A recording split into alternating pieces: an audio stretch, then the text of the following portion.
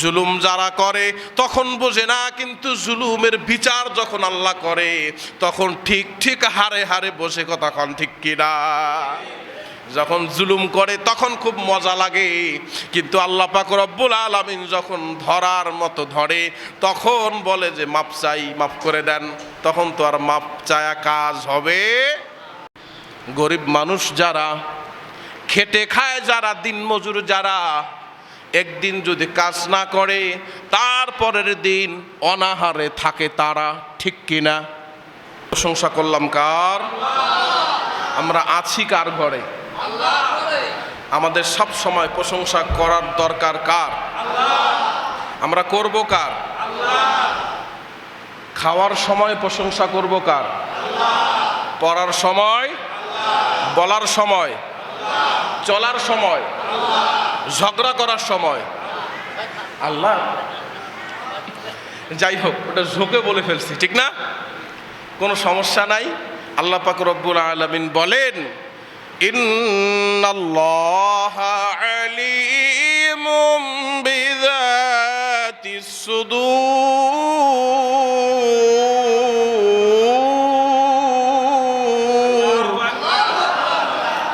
বান্দা মুখে যেটা বলো, মুখের কথা আমি নেই না, আমি রব্বুল আলামিন তোমার কলিজার কথা, অন্তরের কথা পর্যন্ত জানি।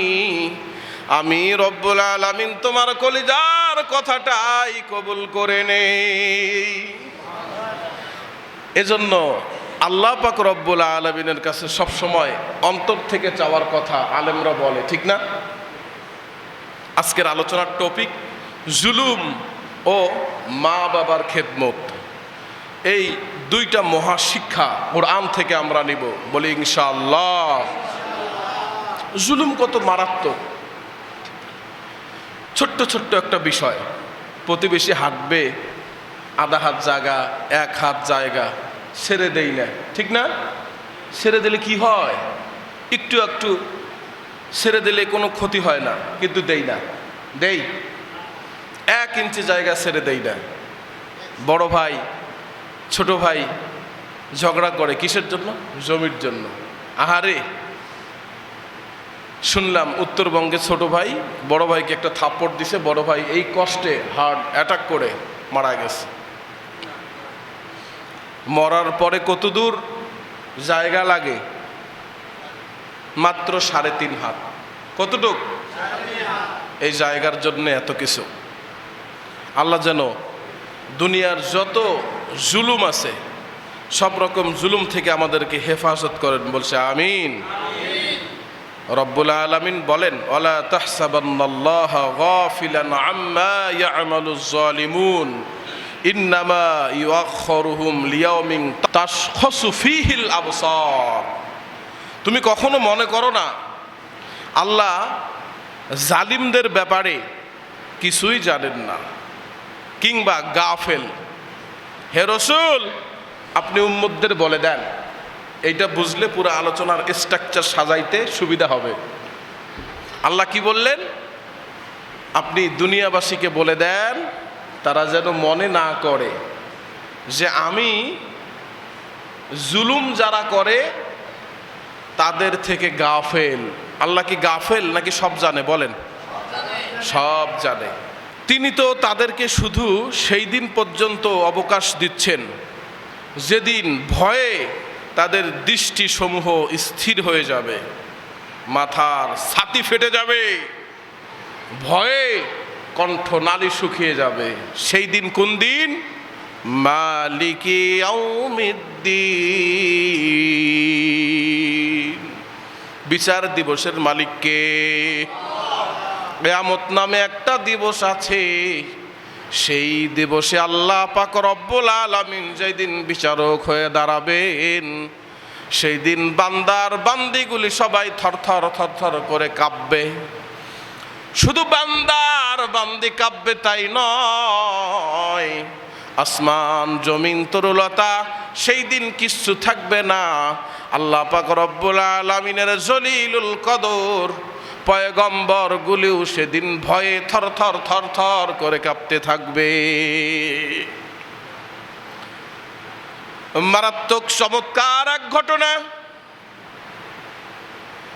আল্লাহ পাক রব্বুল আলামিন জুলুমের বিচার কত ভয়ঙ্কর দুনিয়ার মধ্যে করেন, তার ছোট্ট একটা নিদর্শন আপনাদের সামনে তুলে ধরি। ইমরান ইবনে সাদ বিশাল একজন বুজুর্গ, আল্লাহর ওলি একদিন দিনের দাওয়াত দিয়ে ঘোড়া নিয়ে সমুদ্রের পাশ দিয়ে হেঁটে যায়।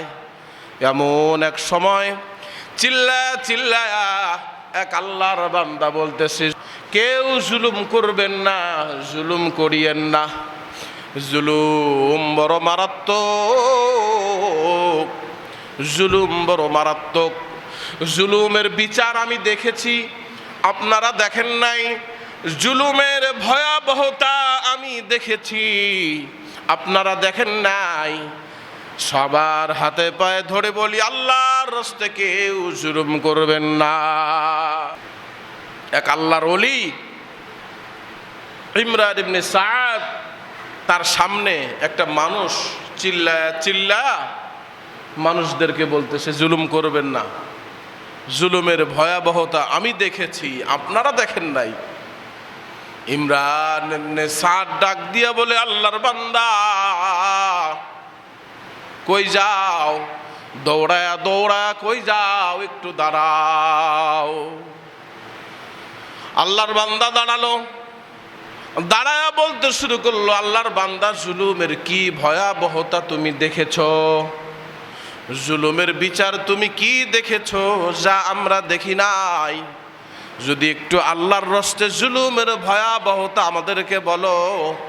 আল্লাহর ভয় কলিজার মধ্যে আরো বেশি হয়, কলিজার ভিতরে ঈমানের আলোটা জ্বলবে। কি জুলুম দেখেছো আমাদেরকে একটু বলো। ওই আল্লাহর বান্দা বলতেছে, জুলুমের ভয়াবহতা এত মারাত্মক আমি নিজের চোখে দেখেছি। শুনেন তবে আপনাদেরকে বলি। জুলুম করেছিল এক রাজার মন্ত্রী মানুষদের থেকে টাকা পয়সা, অর্থ সম্পদ, জমি জমা কিংবা তাদের দোকান থেকে সদাই পাতে নিয়ে খাইতো। খাবারের পরে কখনোই টাকা পয়সার দেওয়ার প্রয়োজন মনে করতো না। যাকে জুলুমবাজ বলে। কি বলে? বুঝতেছেন কথা? জুলুমবাজ এমন জুলুমবাজ, এক জেলে তার স্ত্রী 3 দিন থেকে অসুস্থ। জেলে তার স্ত্রীর সেবা করতে করতে 3 দিন থেকে আর মাছ ধরার জন্য আসতে পারে নাই। গরিব মানুষ যারা, খেটে খায় যারা, দিনমজুর যারা, একদিন যদি কাজ না করে তারপরের দিন অনাহারে থাকে তারা, ঠিক কিনা? খাবার নাই ঘরে। স্ত্রী বলল, আমার একটা মাছ খাইতে খুব ইচ্ছা হয়। ওগো আমার প্রাণের স্বামী, দয়া করে মায়া করে একটু অনুগ্রহ করে আজকে একটু জালটা নিয়ে বের হন।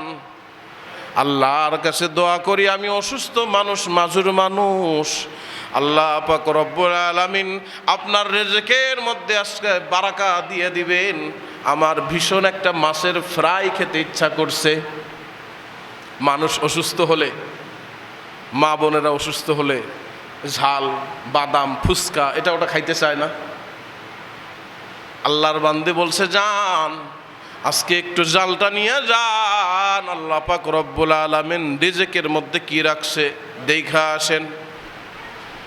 3 দিন থেকে আল্লাহর বান্দা যায় না। খুব কষ্ট করে আল্লাহর বান্দা যখন জালটা নিয়ে মাছ ধরার জন্য গেলেন, যাওয়ার পরে বিসমিল্লাহ বলে জালটা যখন ছুড়লেন, ছোড়ার সাথে সাথে বড় একটা মাছ আল্লাহ পাক রব্বুল আলামিন ওই জেলের জালের মধ্যে ধরা দেওয়ায় দিলে। বড় মাছটা পাওয়ার পর জেলে বড় খুশি। জেলে এবার চিন্তা করতেছে, বড় মাছটা পাইছি, আল্লাহ আমার রেজেকে দিছে, আর কষ্ট করতে পারবো না, শরীরে অত এনার্জি নাই। যা পেয়েছি আল্লাহর কাছে শুকরিয়া আদায় করে বিবির এগিয়ে দেই। মাছটা কেটে বিবিকে ফ্রাই করে খাওয়াই, খুশি হবে। এই চিন্তা করে মাছটার কান দিয়া ঢুকায়া মুখ দিয়ে একটা রশি বের করলেন, মোটা রশি দিয়ে কাঁধে নেওয়ার জন্য। যেমনি মাছ ধরে, বড় বড় মাছ কান দিয়ে ঢুকায়া মুখ দিয়ে বের করে না, এরকম করে কাঁধের মধ্যে নিলেন। ওই সময় চলে আসলো রাজার মন্ত্রী। মন্ত্রী এসে বলতেছে, মাছটা তো চমৎকার মাছ, এই মাছটা দেখতে বড় চমৎকার, মাছটা খাইতে বড় মজা হবে, এই মাছটা আমাকে দিয়ে দাও, দিয়ে দাও। আল্লাহর বান্দা জেলে বলতেছে, না না, আজকে লক্ষ টাকা দিলেও মাছটা দিতে পারবো না, কারণ আমার স্ত্রী বড় অসুস্থ, 3 দিন থেকে কোনো খাবার নাই, ঘরের মধ্যে কোনো দানা পানি নাই। 3 দিন পরে আমার স্ত্রী একটা মাছ খেতে চেয়েছে। আল্লাহর নাম নিয়ে যখন বিলের মধ্যে আসলাম, নদীতে জালটা ছোড়ার সাথে সাথে আল্লাহ পাক রব্বুল আলামিন অল্প সময়ে মাছটা আমাকে দিয়েছেন, কারণ আমার শরীরেও এনার্জি নাই। খেয়াল করে দেখবেন, যখন বাসায় কেউ অসুস্থ হয়, ওই একজন মানুষ শারীরিকভাবে অসুস্থ হয়, আর বাসার বাকি কয়টা মানুষ মানসিকভাবে অসুস্থ হয়, ঠিক কি না? আমার আব্বা অসুস্থ হয়েছিল, আমার আম্মা অসুস্থ হয়েছিল, হাসপাতালে পড়েছিল। অসুস্থ শুধু তিনি, কিন্তু আমরা ভাই, বাবা, আত্মীয় স্বজন, আমরা সবাই মন থেকে ভঙ্গুর হয়ে গিয়েছিলাম। আমাদের বাসায় এটা হয়, আপনাদের মনে হয় হয় না? সবারই হয়। যদি ফ্যামিলি অ্যাটাচ থাকে, মোহাব্বত থাকে, ভালোবাসা থাকে, আরও ডিপ করে বুঝাই। আপনার সন্তানটা অ্যাক্সিডেন্ট করছে, পা ভেঙে গেছে, বলেন তো বাবা মায়ের কলিজায় শান্তি আছে? খুব কষ্ট। বাচ্চা হয়তো শারীরিকভাবে কষ্ট পাচ্ছে, কিন্তু বাবা মা আর্থিকভাবে, মানসিকভাবে কষ্ট পাচ্ছে কি না? কষ্ট পাচ্ছে। জেলে বলল, আমি 3 দিন থেকে নিজেও অনাহারে খাবার দাবার খেতে পারি নাই। ও রাজার মন্ত্রী, আল্লাহর দোহায় লাগে, মাছটা আমি বিক্রি করব না, জোর করে আপনি আমার কাছ থেকে মাছটা নিয়ে যাবেন না, দয়া করে আমাকে ছেড়ে দিন, মাছটা নিয়ে আমি বাসায় যাব। কয়, মাছটার দ্বিগুণ টাকা তোমাকে দিব, তবুও মাছটা দাও। এই কথা বলল যখন, জেলে তার কাছে হাতে পায়ে ধরে ক্ষমা চেয়ে নিল তখন, কিন্তু জুলুমবাজ মন্ত্রীর মনে এইটুকু মায়া হলো না, এইটুকু দয়া হলো না। কোমর থেকে উলঙ্গ শমশেরটা বের করলেন, বের করে জেলের মাথার মধ্যে একটা পিছন সাইড দিয়ে বাড়ি দিল। বাড়ি দেওয়ার সাথে সাথে ঝরঝর করে রক্ত পড়া শুরু হয়ে গেল। আল্লাহ পাক রব্বুল আলামিনের বান্দা আসমানের দিকে তাকাইলেন, আর আল্লাহরে বললেন, আল্লাহ এ কোন জুলুম, আল্লাহ এ কেমন জুলুম, আল্লাহ আপনি এর বিচার করেন। এই কথা আল্লাহকে বলতেছে, আর হাত দিয়ে মাছটা ধরে আছে। এবার হাতের মধ্যে একটা কোপ দিল, কোপ দেওয়ার পরে হাতটা জখম হয়ে গেল। যখন সাথে সাথে মাছটা ছেড়ে দিল, তখন মাথা দিয়ে অঝোরভাবে রক্ত ঝরছে। মাথার মধ্যে হাত দিয়ে আল্লাহর কাছে বলতেছে, আল্লাহ 3 দিন থেকে আমি না খাওয়া, আমার স্ত্রী পুত্র কিচ্ছু খাইতে পারে নাই, রব্বুল আলামিন মাছটা আমি ধরে আমার বাচ্চার জন্য, আমার স্ত্রীর জন্য নিয়ে যাই। রব্বুল আলামিন আপনি তো আমার রিজিকে ঠিকই দিয়েছিলেন, আল্লাহ আমার রিজিক দেখেন কেমনে আপনার বান্দা কেড়ে নিয়ে গেল। আল্লাহ আমিও আপনার বান্দা, যে জুলুম করলো সেও আপনার বান্দা। রব্বুল আলামিন দয়াময় মালিক, আপনি এই জুলুমের বিচার কইরেন আল্লাহ, আমি অক্ষম, আর আপনি হলেন সবচাইতে বড় সক্ষম। বিচার আল্লাহরে দিলে বিচার আল্লাহ করতে পারে কি পারে না? জোরে চিল্লায়া বলেন, পারে কি না? আল্লাহর কাছে বিচার হয়ে গেল। লোকটা সারা রাস্তা মাছটা নিয়ে গেল, কাঁধের মধ্যে নিয়ে গিয়ে বাসার সামনে মাছের কানের মধ্যে ছোট্ট একটা কাঁটা তার হাতের মধ্যে বিঁধে গেল। বিঁধে যাওয়ার পরে সে দেখতেছে ছোট্ট একটা কাঁটা, কিন্তু শরীর দিয়ে এমন পরিমাণে রক্ত ঝরতেছে, অস্বাভাবিক একটা অবস্থা। এ কেমন কথা? কত যুদ্ধ করলাম, শরীরের মধ্যে কত কোপ লাগলো, সিক্স প্যাক বডি আমার, সুঠাম দেহের মানুষ আমি, আমার শরীর থেকে সহজে এরকম করে রক্ত কেউ ঝরাতে পারলো না। ছোট্ট একটা কাঁটার আঘাতে মুরগির জবেহ করলে যেমন রক্ত ভরে, ওরকম রক্ত আমার শরীর থেকে বের হচ্ছিল। বাসায় গিয়ে ধপাস করে পড়ে গেল, আর বলল আমি মনে হয় আর বাঁচব না। শরীর থেকে এমন পরিমাণে রক্ত বের হচ্ছে, রক্ত দেখে লোকটা নিজেও হতভম্ব হয়ে গেল।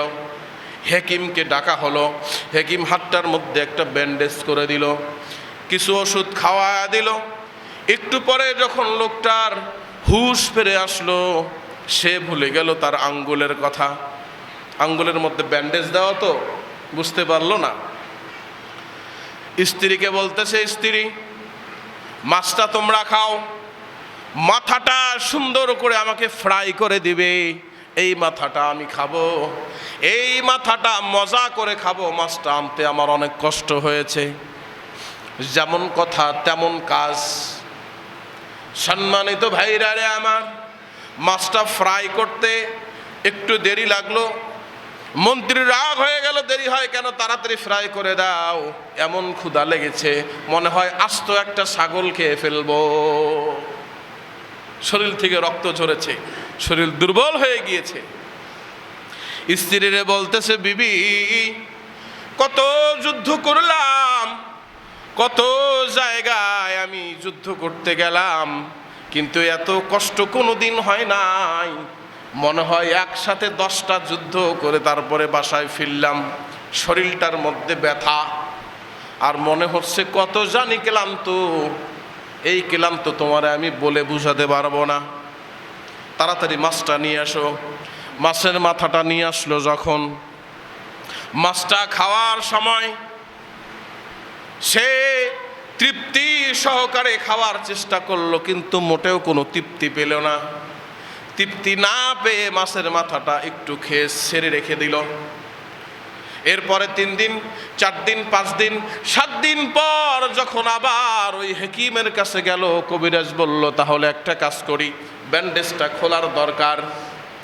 ব্যান্ডেজটা যখন খুলে দিল, ব্যান্ডেজটা খোলার পরে দেখে আল্লাহর বান্দার আঙ্গুলটার মধ্যে পচন ধরে গেছে। আল্লাহু আকবার। জুলুমের বিচার আল্লাহ করে কি করে না? জুলুম করা যাবে? আমার ভাইয়েরা জুলুম করবেন? জুলুম করা যাবে না। আঙ্গুলটার মধ্যে পচন ধরলো। কিছুদিন পর লোকটা আবার হেকিমের কাছে গেল। হেকিম বলতেছে, আল্লাহর নামের কসম করে বলি, জীবনেও আমি এত তাড়াতাড়ি মানুষের হাতের মধ্যে ইনফেকশন হয়, এত তাড়াতাড়ি মানুষের হাত পচে যায় আমি জীবনেও দেখি নাই। আমার এটা ফার্স্ট দেখা, জীবনের প্রথম যে কোনো মানুষের হাত এত তাড়াতাড়ি পচে যায়। এখন বলেন, পচে যাচ্ছে না আল্লাহ পচায় দিচ্ছেন? কে পচায় দেয়?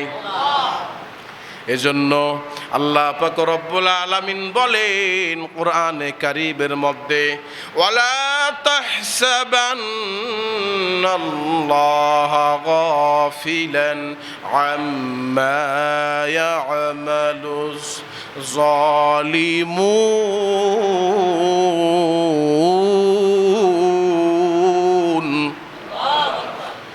হে রাসূল, আপনি জানিয়ে দেন, আপনার উম্মতদেরকে জানায়া দেন, বান্দাদেরকে জানায়া দেন, তারা যেন কখনোই মনে না করে আল্লাহ পাক রব্বুল আলামিন জালিমদের থেকে গাফেল। না না, আল্লাহ জালিমদের থেকে গাফেল নন।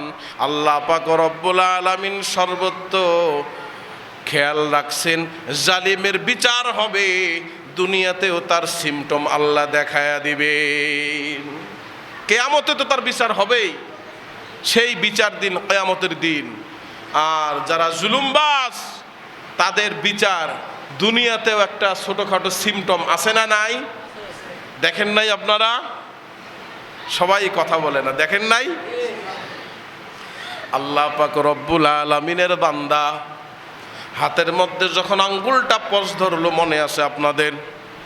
আঙ্গুলটা যখন পচে যাচ্ছে, হেকিম বলতেছে কেমন ধরনের পচন, জীবনেও দেখি নাই, জীবনেও দেখি নাই, সর্বনাশ, এত তাড়াতাড়ি মানুষের হাতের মধ্যে কেমনে পচন ধরতে পারে। হাতের আঙ্গুলটা পচে গেল, এই আঙ্গুল থেকে এই আঙ্গুলের মধ্যে পচন ধরে গেল, এই আঙ্গুলটাও আস্তে আস্তে পচে গেল। তারপরে একটা একটা করে আঙ্গুল, 3 দিনের মাথায় একটা করে আঙ্গুল পচন ধরে। এই আঙ্গুল পচন ধরে এটা কেটে ফেলা হয়। এই আঙ্গুল পচন ধরে গেছে, এটাও কেটে ফেলা হচ্ছে। এরকম করে 5টা আঙ্গুল কেটে ফেলা হলো। কেটে ফেলার পর কবিরাজ বললেন, হেকিম বললেন, আমি জীবনেও দেখি নাই এত তাড়াতাড়ি মানুষের হাতের মধ্যে পচন ধরে, আর মানুষের এত তাড়াতাড়ি দুর্ভোগ শুরু হয়, জীবনেও দেখি নাই। মন্ত্রিত্ব চলে গেল, হাত কাটা ন্যাংরা, এটিরে আর কেউ মন্ত্রী রাখে? মন্ত্রী রাখে না। মন্ত্রীর পদ চলে গেল। স্ত্রী সন্তান এই অবস্থা দেখে ভয়ে লোকটাকে ছেড়ে চলে গেল। আস্তে আস্তে লোকটা কেমন করে নিঃস্ব হয়ে যায়, দেখেন কেমনে নিঃস্ব হয়ে যায়। এবার হাতের এই জায়গা পর্যন্ত পচ ধরে গেল। হাতের তালুতে যখন পচ ধরেছে, এবার যন্ত্রণায় কাতর হয়ে লোকটা এক দৌড় দিয়ে গাছতলায় চলে গেছে, জংলার ভিতরে দৌড়ায়া চলে গেছে। জংলার ভিতরে যায় হাউমাউ করে কান্নাকাটি করে আর বলে, আল্লাহ গো, কি দোষ করলাম, কি অপরাধ করলাম, আমি তো জানি না। আল্লাহ আমারে আপনি ক্ষমা করেন, আল্লাহ আমারে মাফ করেন, আমি কি গুনাহ করেছি জানি না, আমারে আপনি মাফ করেন। জুলুম যারা করে তখন বোঝে না, কিন্তু জুলুমের বিচার যখন আল্লাহ করে তখন ঠিক ঠিক হারে হারে বসে, কথা কন ঠিক কিনা?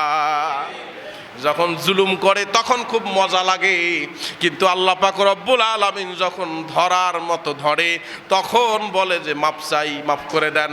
তখন তো আর মাপ চায়া কাজ হবে? আল্লাহর কাছে মাপ চাইতে শুরু করলো রব্বুল আলামিন, ও আমার দয়ার মালিক, মাফ করে দাও,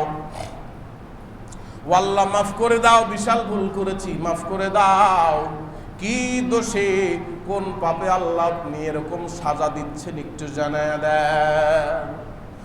সারাদিন কানতে কানতে ক্লান্ত হয়ে গাছের নিচে চোখটা বন্ধ হয়ে একটু যখন ঘুমায়া পড়ছে, ঘুমের মধ্যে দেখে মন্ত্রী, তুমি কার হাতের মধ্যে বাড়ি দিয়েছো, কার মাথা থেকে রক্ত ঝরিয়েছো, তুমি আল্লাহর বান্দাকে কষ্ট দিয়েছো, আল্লাহ কিন্তু তোমাকে ক্ষমা করবেন না।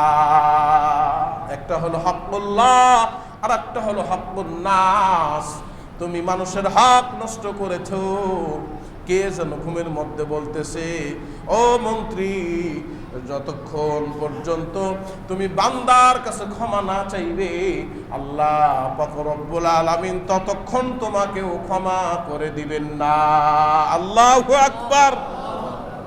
আমার ভাইয়েরা, শক্তি আছে, শরীরের রক্ত গরম, পকেটে মোটা মোটা টাকার বান্ডিল, ধুম করে একজনকে থাপ্পড় দিয়েন না, আপনারে আল্লাহ ওই থাপ্পড় ফিরা জমিনের মধ্যে গেড়ে দিতে পারেন, ঠিক কিনা?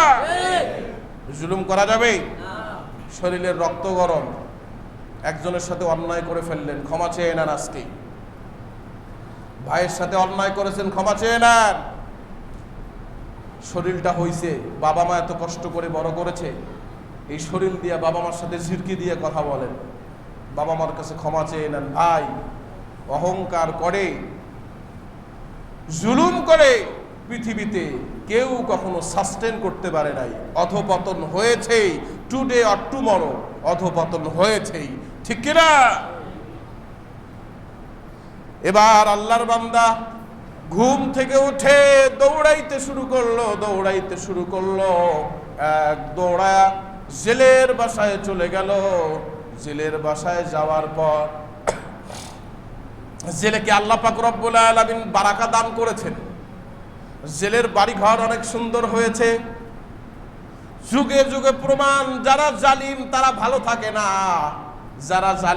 ভালো থাকে না, আল্লাহর কসম, আল্লাহ বলেন জালিমরা ভালো থাকে না। কিন্তু যাদের উপরে জুলুম করে, যারা নির্যাতিত নিপীড়িত হয়, আল্লাহ তাদেরকে ভালোই রাখেন। একটু মজা করে বলতে পারলেন না সুবহানাল্লাহ? আহারে মুসলমান, বলেন জোরে সুবহানাল্লাহ। কষ্ট হয়? আল্লাহর বান্দা যখন দৌড়ায় জেলের বাসায় চলে গেল, জেলে তাকে দেখে চিনতেই পারলো না। কেমনে চিনবে? মন্ত্রীর যে সুঠাম দেহ ছিল, বড় চেহারা ছিল, মন্ত্রী ছিল অনেক প্রভাবশালী, আর এই মন্ত্রী শুকায় আজকে কাঠ হয়ে গিয়েছে। খাবার নাই, স্ত্রী নাই, সন্তান নাই, রাজদরবারে যে চাকরিটি ছিল চাকরিটাও নাই, মন্ত্রিত্ব হারাইছে, খাবার দাবার ঠিক নাই, হাতে যন্ত্রণায় মরে যায় এরকম অবস্থা, বাঁচবে কি না কোনো ঠিক নাই। হাতের যন্ত্রণা নিয়ে কাতরাইতে জেলের পায়ের মধ্যে পড়ে গেল। আল্লাহু আকবার। জেলেকে বলতে শুরু করলো, জেলে ভাই, আজ থেকে কিছুদিন আগে আমি তোমার কাছে একটা জুলুম করে মাছ নিয়ে গিয়েছিলাম। এই মাছটা নেওয়ার পরে তুমি কি আল্লাহকে বলে অভিশাপ দিলে, আমার ধ্বংস কিছুদিনের মধ্যে এত মারাত্মকভাবে হলো, তুমি একটু বলো। জেলে তাকে চিনতে পারলো, কিন্তু জেলে খারাপ ব্যবহার করলো না। জেলে বলল ঠিক আছে বসেন, লোকটাকে বসতে দিল, এক পেয়ালা পানি দিল, কয় পানি খান, আপনাকে দেখে মনে হচ্ছে দুঃখে কষ্টে জর্জরিত। কয় এই কথা আর বলে লাভ নাই, আমার জীবনটাই শেষ। বলো কিভাবে তুমি আল্লাহর কাছে আমার নামে নালিশ করেছো? এই কথা বলার পর জেলে তাকে বসিয়ে পানি খাওয়ালেন, নাস্তা খাওয়ালেন, আর বললেন যখন আপনি আমার মাথার মধ্যে আঘাত করলেন, আমি আল্লাহর কাছে দুখানা হাত বাড়ায়া দিলাম, আর বললাম রব্বুল আলামিন,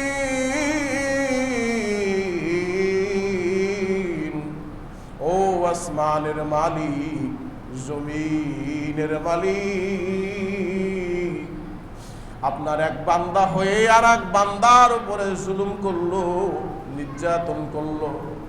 আল্লাহ, আমার চোখের পানি আর রক্ত মিশে একাকার হয়ে গেল। আল্লাহ, আমি তো তাকে প্রোটেস্ট করতে পারলাম না, তার জুলুমের শক্তভাবে প্রতিঘাত করতে পারলাম না। রব্বুল আলামিন, আপনার বান্দা আপনি দেখে নিয়ে। এবার মন্ত্রী বলতেছে, কিভাবে দোয়া করলে, কিভাবে অভিশাপ দিলে আমি ধ্বংস হয়ে গেলাম? দেখো মাছের একটা ছোট্ট কাঁটার আঘাত লাগছে, কাঁটার আঘাত লাগার সাথে সাথে আমার আঙ্গুল পচে গেছে, আমার হাত পচে গেছে, আমার আঙ্গুলগুলি পচে আমার পুরো হাতের মধ্যে পোকা লেগে গেছে। আমার হাতটার দিকে তাকায় দেখো, আমি খাইতে পারি না, ঘুমাইতে পারি না, যন্ত্রণায় কাতরাইতে থাকি। তুমি একটু আল্লাহর রাস্তায় আমাকে মাফ করো, মাফ করলে আমার কলিজাটা একটু ঠান্ডা হয়, আমি একটু ব্যথার থেকে পরিত্রাণ পাই। বলেন আল্লাহু আকবার। লা ইলাহা ইল্লাল্লাহু মুহাম্মাদুর রাসূলুল্লাহ সাল্লাল্লাহু।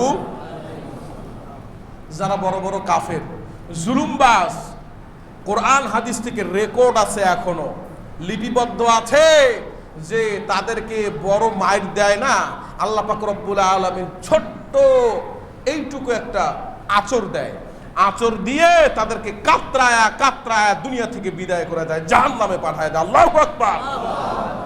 আল্লাহর রাসূলকে মারতে আসলো এক কাফের। কাফের মারার আগে রাসূল সাল্লাল্লাহু আলাইহি ওয়াসাল্লামকে গালি দিলেন, আল্লাহকে নিয়ে গালি দিলেন। আমার কলিজার টুকরা রাসূলুল্লাহ সাল্লাল্লাহু আলাইহি ওয়াসাল্লামের নামে এমন এমন খারাপ কথা বললেন যেগুলি মুখে আনা চলে না। রাসূলুল্লাহ সাল্লাল্লাহু আলাইহি ওয়াসাল্লামের আইডেন্টিটি নিয়ে কথা বললেন, বংশ মর্যাদা পরিচয় নিয়ে কথা বললেন। আল্লাহর রাসূল বললেন, ওকে কতল করা ওয়াজিব হয়ে গিয়েছে, তোমরা কেউ যাবে না, আমি নিজে নিজে গিয়ে তাকে কতল করব, তোমরা কেউ যাবে না। এবার ওই পালোয়ান ছিল মারাত্মক পালোয়ান, শক্তিশালী পালোয়ান। বুখারী শরীফের মধ্যে আসছে তার পুরা শরীরের মধ্যে লোহার বর্ম নিয়ে আসছে। লোহার বর্ম বুঝেন, পুরো প্যাকেট হয়ে আসছে, লোহার এক ধরনের সুরক্ষা কবচ। পুরা শরীরের মধ্যে ওই পোশাকটা পরে আসছে, লোহার পোশাক, কোনো জায়গায় কোনো ফুটা নাই, কোনো ছিদ্র নাই, লোহার পোশাকটা পরে আসছে। আর এইখানে একটা ছিদ্র। রাসূল সাল্লাল্লাহু আলাইহি ওয়াসাল্লাম লিল্লাহি তাকবীর, আল্লাহু আকবার বলে বল্লমটা অনেক দূর থেকে শুনলেন যখন, এইখানে এইটুকু ছিদ্রি নিঃশ্বাস নেওয়ার জন্য এই ছিদ্রির মধ্যে লাগলো যখন, এত সুঠাম দেহের একটা মানুষ, এক ফোঁটা রক্ত বের হয়েছে, মাত্র এক ফোঁটা রক্ত। এত শক্তিশালী একটা যুবক, শক্তিশালী একটা পালোয়ান মাটির মধ্যে ছটফট ছটফট শুরু করেছে, কাটা মুরগির মতো, কবুতরের মতো ছটফট ছটফট শুরু করলো যখন। এবার পাশ থেকে জিজ্ঞাসা করতেছে, কি ব্যাপার, তুমি এত বড় পালোয়ান, তোমার শরীরের মধ্যে এত শক্তি, তুমি এত বড় একজন পালোয়ান, ছোট্ট একটা গুতা লাগছে, বল্লমের গুতা, তাও আবার এক ফোঁটা রক্ত বের হয়েছে, তুমি মাটির মধ্যে একবারে আদামরা সারের মতো গুঙ্গাইতেছো, কি হয়েছে? এবার সে বলতেছে, আমি তো মুসলমান নই, মুহাম্মদ আব্দুল্লাহর পুত্র মুহাম্মদ সাল্লাল্লাহু আলাইহি ওয়াসাল্লামের আল্লাহর কসম করে বলি, এক ফোঁটা রক্ত বের হয়েছে, তোমরা দেখতেছো, কিন্তু এইখানের মধ্যে, এই ছোট্ট ক্ষতর মধ্যে যেই যন্ত্রণা, এই যন্ত্রণা যদি তোমাদের সবার মধ্যে বন্টন করে দেওয়া যায়, তোমরা সবাই লাফাইতে লাফাইতে মরে যাবা। কাফের মুশরিক যারা হয়, জুলুমবাজ যারা হয়, বড় কোনো কারণ লাগে না, বড় কোনো ক্ষত লাগে না, ছোট্ট ছোট্ট কারণে, ছোট্ট ছোট্ট বিষয়ে আল্লাহ পাক রব্বুল আলামিন তার গদি হারায়া দেন, তার জীবনটাকে ফকিরের চাইতেও তুচ্ছ বানায়া দেয়। ঠিক কি না? লম্বা চওড়া করার সময় নেই সম্মানিত ভাইরা রে আমার, জুলুম কত মারাত্মক।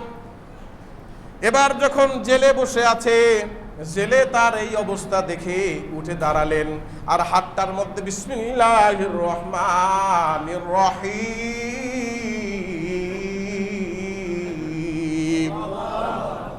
এইটা বলে একটু থুতু দিয়ে যখন মালিশ করলেন, মালিশ করতে দেরি হলো, ওর হাত থেকে সব পোকাগুলি পড়ে যাইতে 1 মিনিট দেরি হইল না। আল্লাহু আকবার। এবার জিজ্ঞেস করতেছে, ভাই গো, কি ব্যাপার, তুমি কি বললা?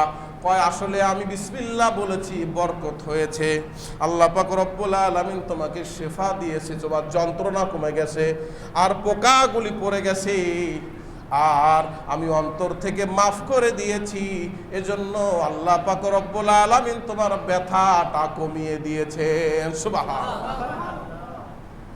এবার বলতেছে, তাহলে আমাকে ক্ষমা করে দিয়েছো?